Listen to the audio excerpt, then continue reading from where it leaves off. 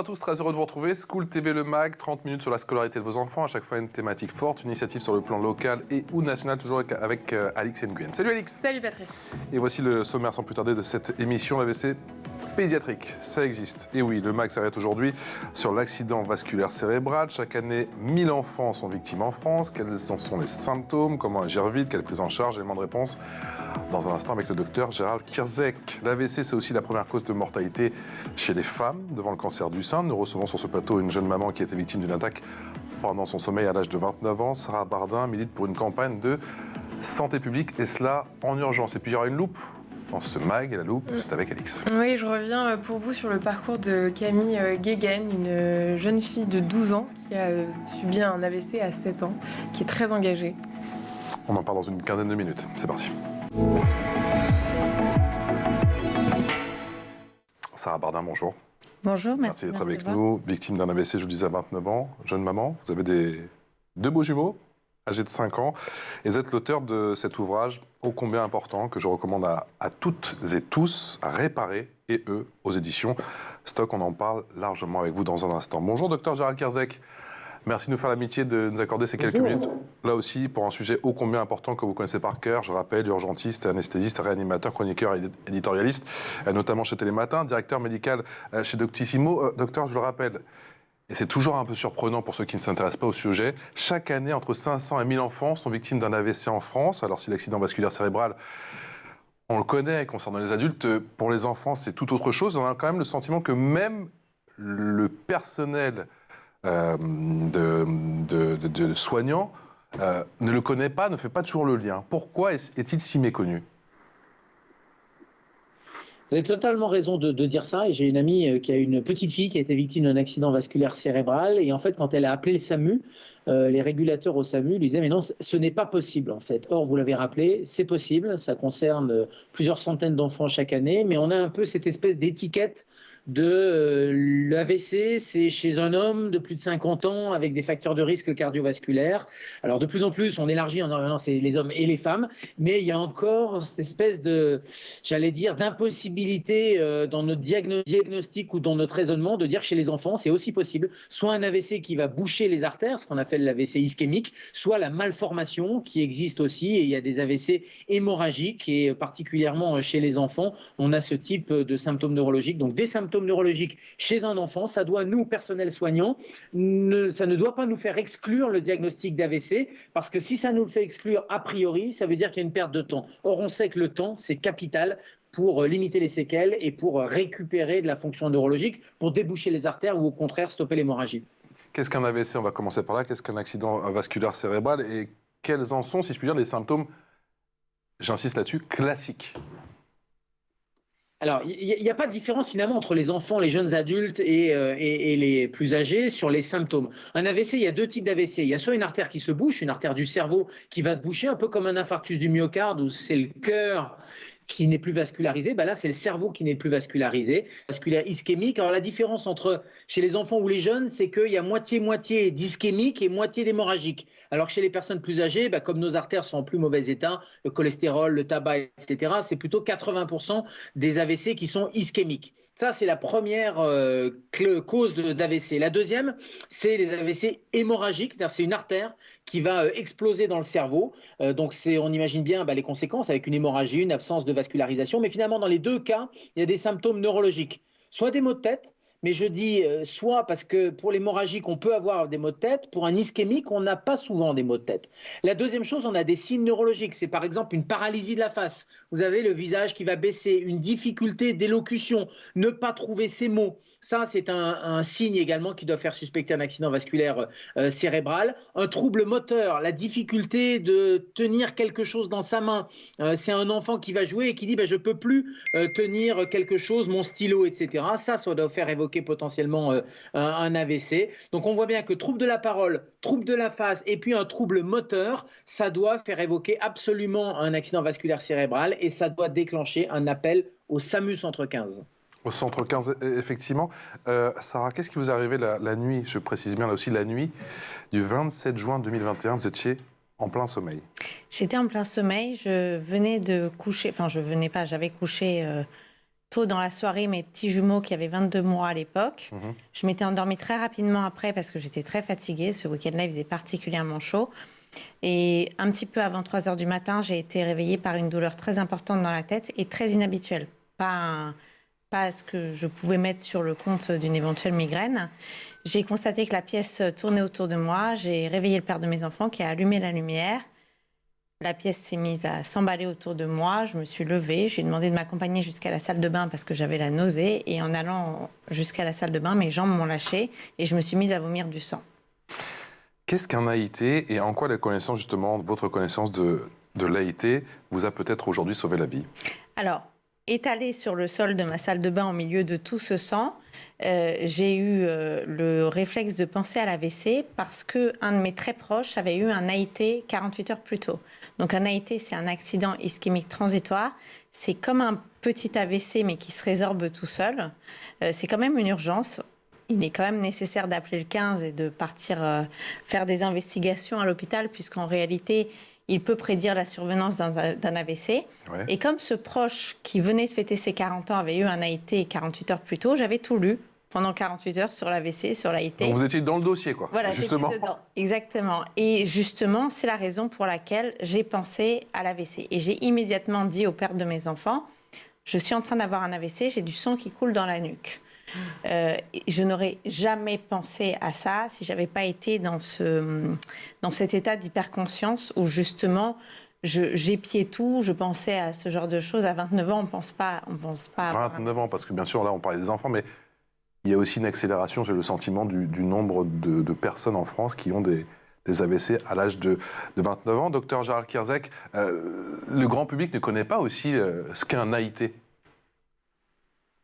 L'AIT, en fait, c'est un AVC, sauf que c'est un AVC qui va régresser. C'est un accident transitoire. C'est la première alerte. C'est un syndrome de menace. C'est-à-dire que quand vous avez cet AIT, heureusement, il régresse. Et votre invité a eu les bons réflexes parce que malheureusement, beaucoup de gens négligent un peu ces symptômes. Ils ont un violent mot de tête ou ils ont un membre qui ne marche pas bien. Ils lâchent le rasoir le matin ou le gamin va lâcher son stylo. Il va avoir mal à la tête et puis ça va rentrer dans l'ordre.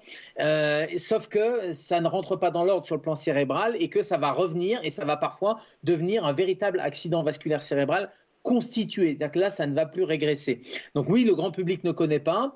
Les symptômes que ça a décrits sont vraiment des symptômes assez typiques d'accident vasculaire cérébral. J'imagine hémorragique, cette espèce de violent mot de tête qui est un coup de tonnerre dans un ciel serein. C'est-à-dire que tout va bien et puis subitement, c'est-à-dire qu'elle dormait, tout va bien et puis subitement, il y a cette espèce de déchirure à l'intérieur de la tête. Ça, c'est assez typique d'un AVC hémorragique et notamment des gens qui ont des petits maux de tête, des migraines parfois importantes, ils font parfaitement la différence avec vraiment ce coup de tonnerre et cette impression de sang qui coule dans la nuque. Alors ça, c'est quelque chose qui est plutôt inhabituel quand même parce que les gens n'ont pas conscience de ça et grâce, entre guillemets, à votre ami qui avait fait cet AVC, vous y avez pensé immédiatement.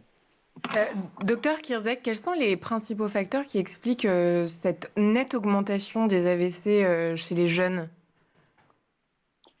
Alors c'est difficile, il y a plein de pathologies qui augmentent et on n'a pas forcément d'explication. Alors chez les jeunes, déjà, quand on parle de jeunes, c'est-à-dire jeunes adultes, le tabagisme, la consommation de toxiques, la consommation de cannabis augmentent les risques d'accidents vasculaires cérébraux, plutôt ischémiques.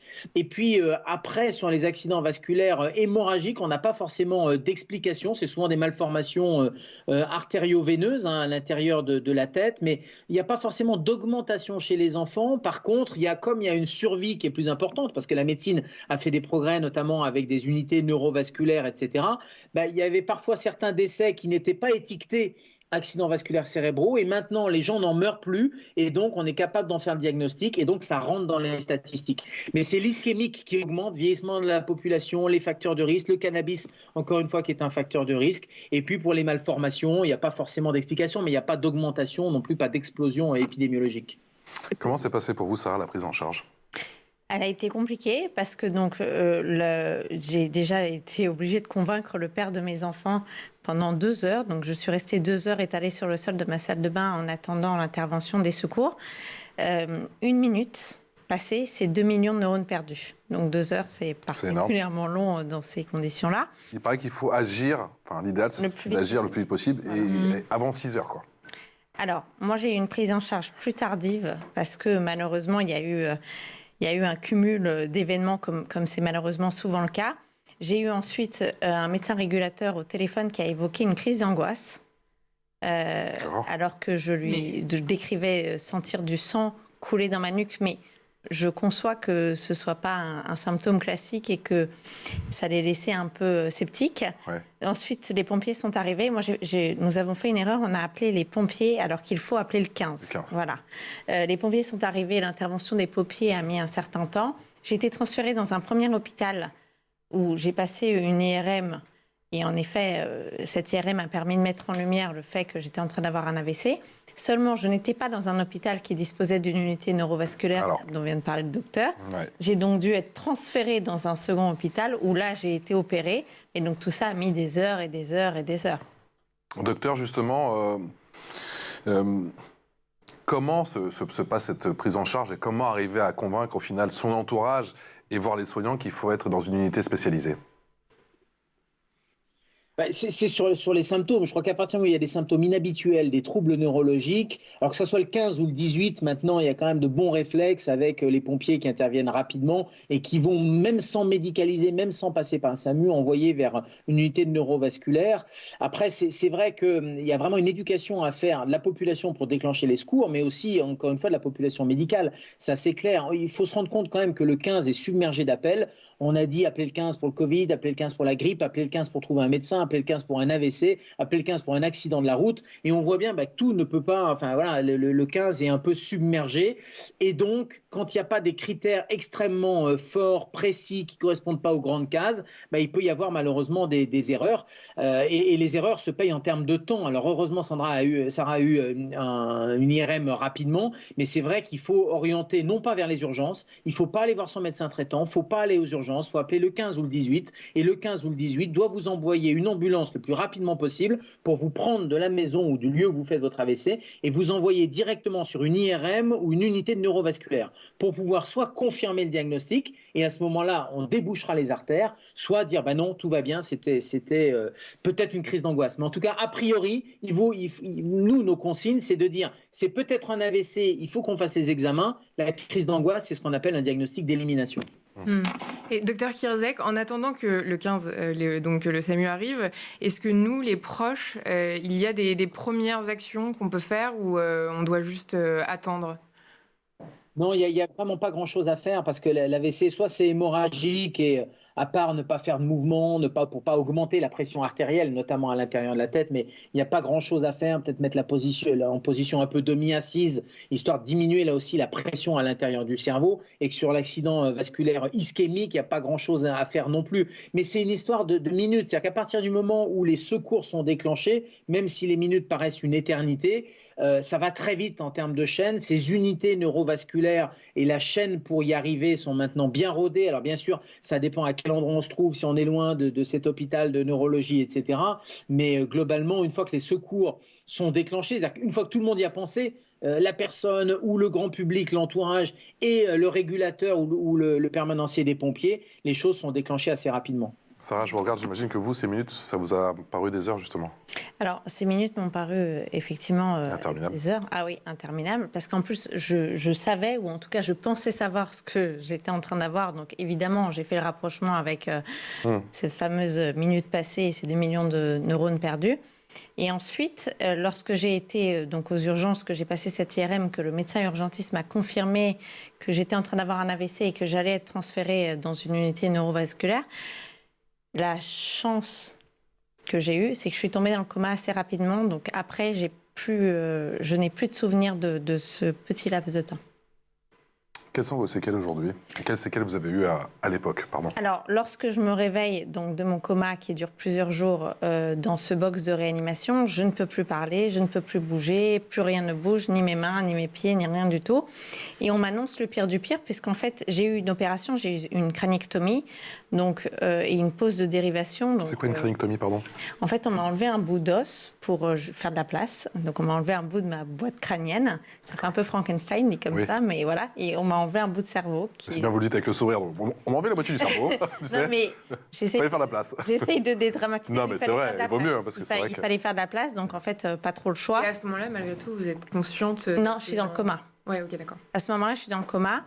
Et donc, j'ai eu cette opération extrêmement lourde. Et lorsque je me suis réveillée, donc des zones étaient mortes de par l'AVC, c'est-à-dire des zones ischémiques un petit peu partout dans le cerveau, plus les zones qu'on avait enlevées. Donc, ça faisait une surface relativement importante de zones mortes d'une manière ou d'une autre.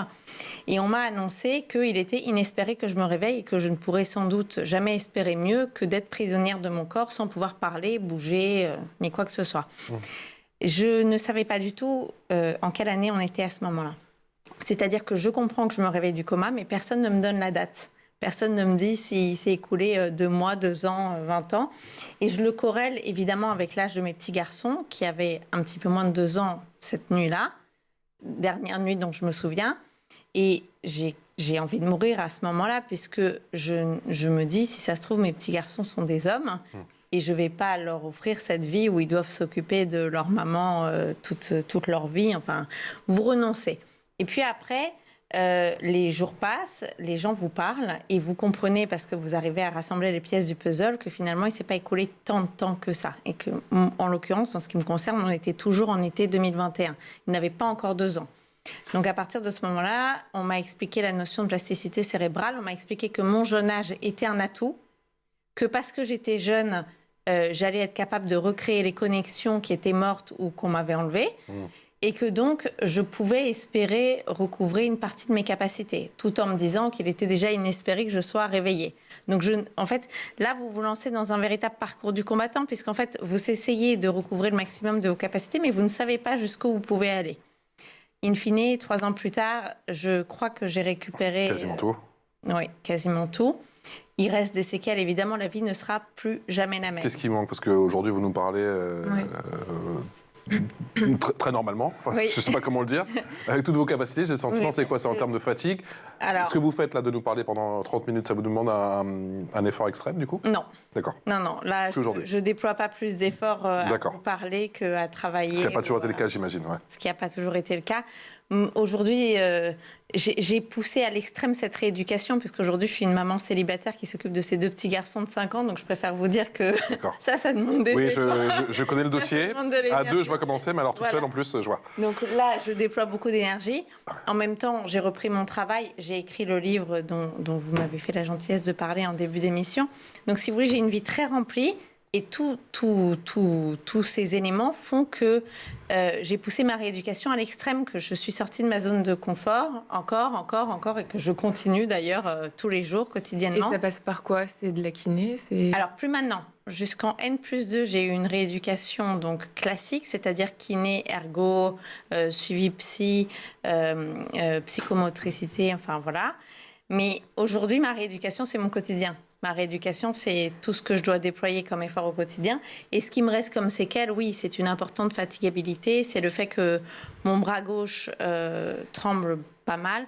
Moi, j'ai eu une atteinte du cervelet gauche. Donc, j'ai des problèmes de coordination, j'ai des problèmes d'équilibre. Voilà. Mais au quotidien, je peux mener une vie normale. Docteur, je sais que vous devez nous quitter dans 3 petites minutes. Assez rapidement, dans quelle mesure la connaissance des pathologies justement cérébrovasculaires chez l'enfant et chez les jeunes c'est nettement amélioré? Est-ce qu'il y a des motifs d'espoir? J'ai quand même le sentiment qu'il y a encore beaucoup de choses qu'on ne sait pas, notamment sur la partie rééducation.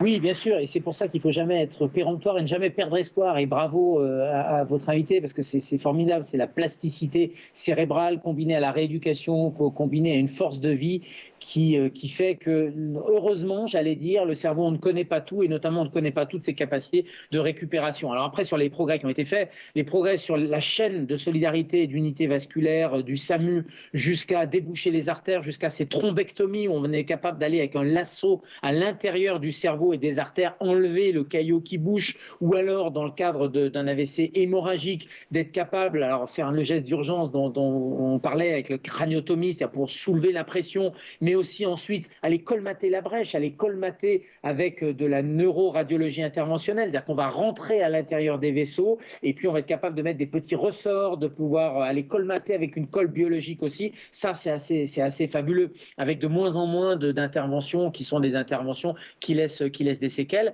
Et puis, on ne peut pas laisser de côté l'imagerie médicale. Les IRM qui ont permis de faire des diagnostics précis et beaucoup plus précoces.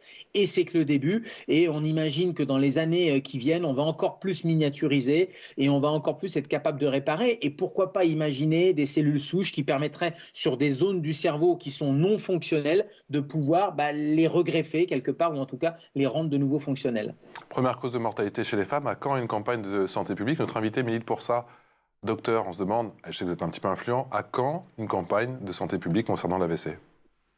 Oui, il y a eu quelques campagnes sur l'AVC. Après, il y a plein de pathologies pour lesquelles il faudrait qu'il y ait des campagnes. Alors, ce n'est pas uniquement des campagnes, c'est qu'on voit très bien que, et il en faut de la communication, mais on voit très bien que le maillage territorial, et en fonction de vous faites votre AVC en plein cœur de Paris, ou vous faites votre AVC en Lozère, ou dans je ne sais quel coin de Normandie, les chances ne sont pas les mêmes parce que les délais ne vont pas être les mêmes. Et donc ça, c'est un vrai problème. Le deuxième problème que j'évoquais un peu, c'est le SAMU Centre 15 qui ne peut pas tout résoudre. Et on voit bien les affaires dans l'actualité, de méningite, d'enfants qui décèdent avec des ratés, des loupés au niveau du SAMU. Alors évidemment, il faut attendre les enquêtes, etc. Mais on est dans un pays où le 15 ne va pas pouvoir pallier les défaillances et le manque de médecins traitants, le manque de services d'urgence, le manque d'unités spécialisées. Et donc, il va falloir réinvestir sur un maillage territorial. Alors bien sûr, il faut de la communication, mais si la communication dit appelez le 15 et que le 15 n'a pas de moyens derrière parce qu'il n'y a pas d'unité neurovasculaire, parce qu'on a regroupé les hôpitaux et on les a fermés, on voit bien que ça ne sert à pas grand-chose. Merci beaucoup, docteur, et merci pour ces minutes précieuses. Merci pour votre éclairage. Je sais que vous devez nous quitter. Encore un grand merci à vous, docteur Gérald Kierzek. Vous restez avec nous, ça? C'est l'heure de la loupe. La loupe, c'est avec Alix.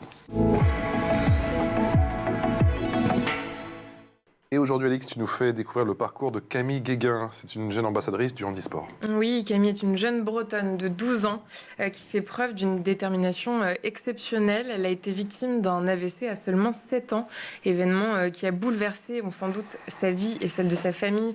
Cet accident l'a laissée paralysée du côté gauche. De longs mois de rééducation intensive ont été nécessaires pour qu'elle retrouve une certaine autonomie. Aujourd'hui, elle est ambassadrice du projet Campus Handisport, une initiative des comités handisport de 3 départements, le Morbihan, le Finistère et la Savoie. Ce projet vise à former et sensibiliser des jeunes de 10 à 16 ans aux enjeux du handicap dans le sport. En tant qu'ambassadeur, il participe à des actions de sensibilisation auprès du grand public, des institutions et de leur entourage.